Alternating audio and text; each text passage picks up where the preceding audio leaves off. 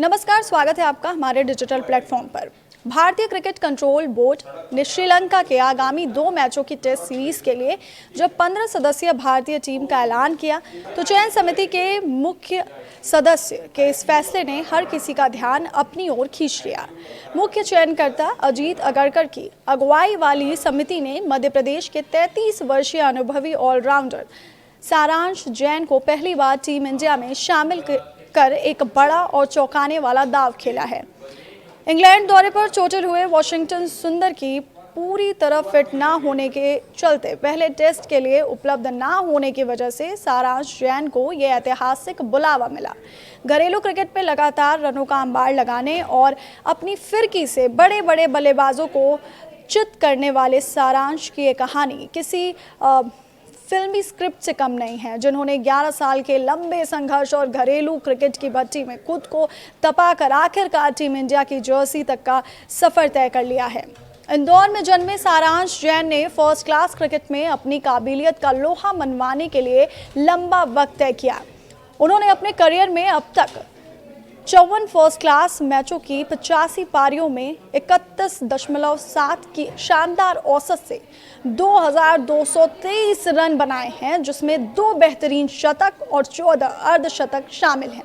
वहीं गेंदबाजी की बात करें तो वो 27.31 की औसत से 188 विकेट अपने नाम कर चुके हैं, जिसमें 10 बार एक पारी में 5 या उससे अधिक विकेट लेने का कारनामा भी शामिल है।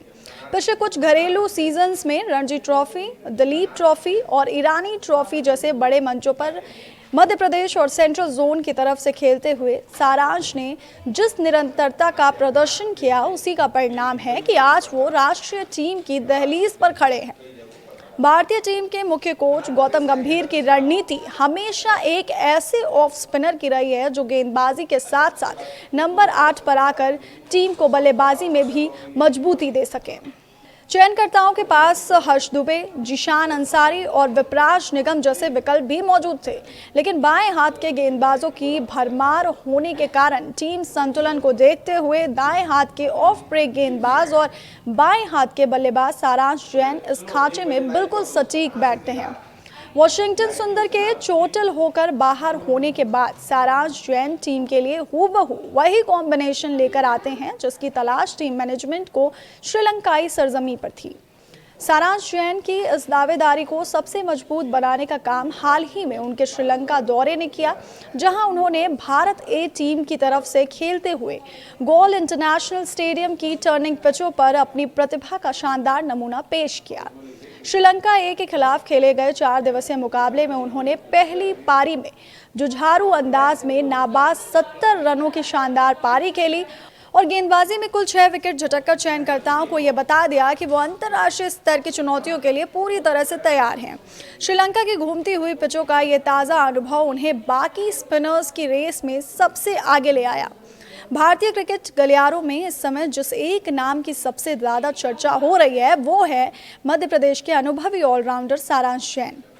मुख्य चयनकर्ता अजीत अगरकर की अगुवाई वाली चयन समिति जब श्रीलंका टेस्ट दौरे के लिए टीम का ऐलान करेगी तो हर किसी की निगाहें इसी खिलाड़ी पर टिकी होंगी।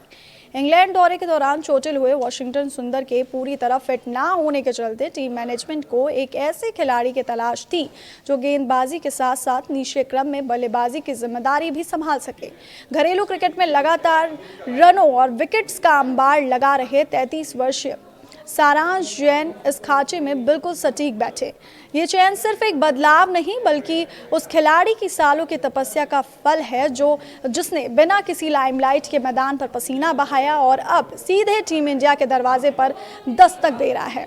मुख्य कोच गौतम गंभीर की रणनीति हमेशा से स्पष्ट रही है। उन्हें टेस्ट फॉर्मेट में एक ऐसा ऑफ स्पिनर चाहिए जो नंबर 8 पर आकर टीम के लिए संकट मोचन बन सके और सारांश जैन इस भूमिका के लिए सबसे मजबूत दावेदार हैं, क्योंकि उनके पास ना सिर्फ गेंद को दोनों तरफ स्पिन कराने की अद्भुत कला है बल्कि संकट के समय क्रीज पर चट्टान की तरह टिकने का हुनर भी है।